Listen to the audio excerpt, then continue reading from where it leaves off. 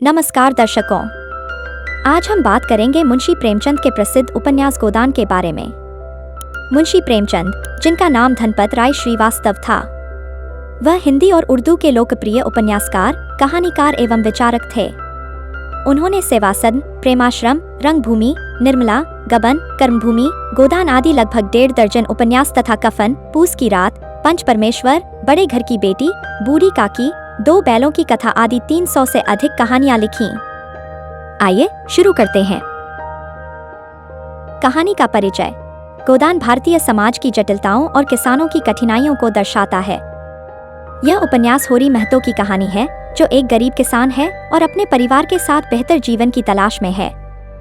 मुंशी प्रेमचंद ने इस कृति के माध्यम से समाज की वास्तविकता को उजागर किया है और गरीबों की पीड़ा को व्यक्त किया है। कहानी का मुख्य भाग। होरी महतो का जीवन। होरी महतो एक छोटे से गांव का किसान है, जो अपनी पत्नी धनिया और 2 बच्चों के साथ जीवन यापन करता है।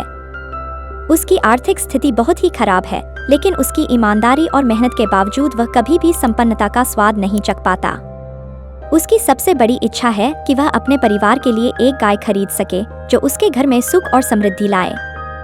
गाय उसके लिए एक प्रतीक है, जो उसकी मेहनत और समर्पण का फल हो सकती है। कर्ज की समस्या। गांव में स्थिति इतनी कठिन है कि होरी को अपनी इस इच्छा को पूरा करने के लिए कर्ज लेना पड़ता है। होरी अमीरों और ठेकेदारों से कर्ज लेता है, जिनका ब्याज बहुत अधिक होता है। गांव के अमीर लोग उसकी स्थिति का फायदा उठाते हैं और उसे विभिन्न तरीकों से परेशान करते हैं। होरी को कर्ज चुकाने में कठिनाई होती है और उसकी स्थिति और भी खराब हो जाती है। गाय की खरीदारी।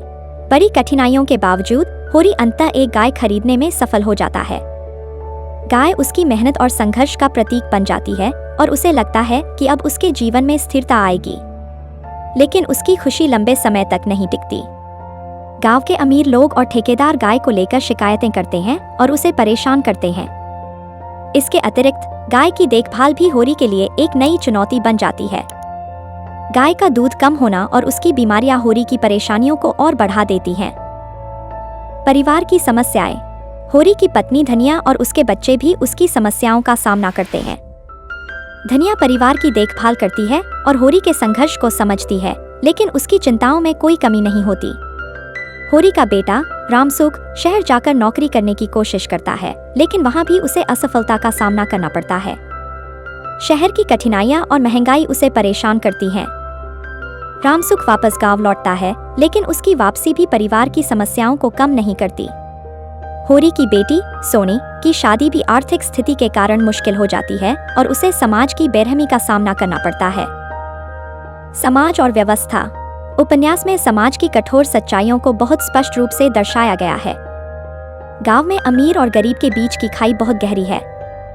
अमीर लोग गरीब किसानों की समस्याओं को नजरअंदाज करते हैं और उनके शोषण का फायदा उठाते हैं।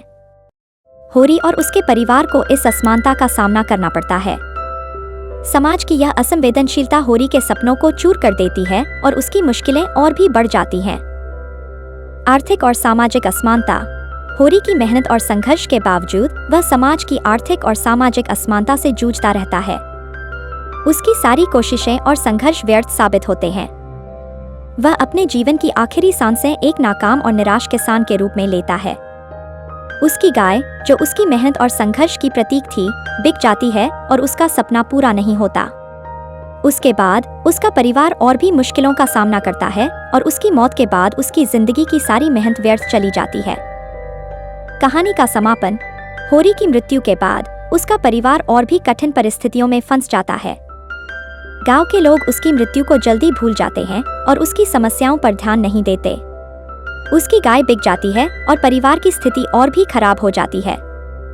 होरी की मौत के साथ ही उसके सपनों का भी अंत हो जाता है और उसकी जिंदगी की सारी मेहनत व्यर्थ चली जाती है। संदेश और निष्कर्ष। गोदान हमें समाज की बुराइयों, किसानों के संघर्ष और जीवन की कठोर सच्चाइयों को उजागर करता है। मुंशी प्रेमचंद ने इस उपन्यास के माध्यम से भारतीय समाज की गहराइयों को दर्शाया है और हमें यह सोचने पर मजबूर किया है कि समाज में बदलाव की कितनी आवश्यकता है। यह उपन्यास हमें एक सशक्त संदेश देता है कि हमें समाज की असमानताओं को दूर करने के लिए कदम उठाने चाहिए। धन्यवाद दोस्तों। अगर आपको यह वीडियो पसंद आया हो तो कृपया लाइक और सब्सक्राइब जरूर करें।